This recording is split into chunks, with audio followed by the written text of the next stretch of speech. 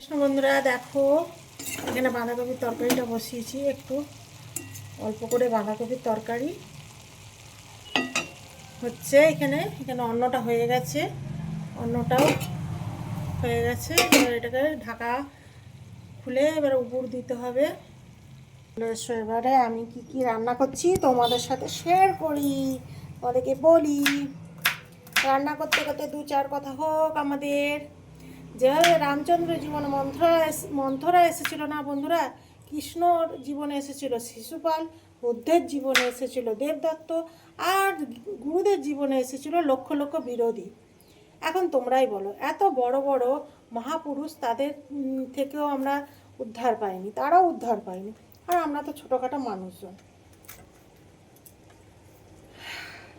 তো আমাদের জীবনে বিরোধী যত আসবে তত ভালো, মানে যত আমাদের প্রতিবেশীরা, আমাদের প্রিয়জনরা আমাদের পিছনে লাগবে তত আমাদের ভালো। অ্যাকচুয়াল কিন্তু ভালো কেন বলো তো, যত ওরা আমাদের পিছনে লাগবে তত আমরা ধারালো হব, আমাদের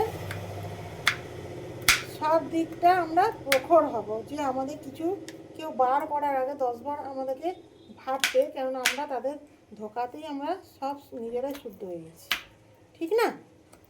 ভগবান যখন বাঁচিনি, আমরা তো তুচ্ছ মানুষ, এটাই সবসময় ভেবে নিতে হবে। দেখো এই কফি ডাঁটাগুলো না, এই শিম আর এর মধ্যে দিয়ে বেশ সরষা পোস্ত দিয়ে ঝাল ঝাল করে করবে, দেখবে হেভি টেস্ট লাগবে, খুব সুন্দর লাগবে।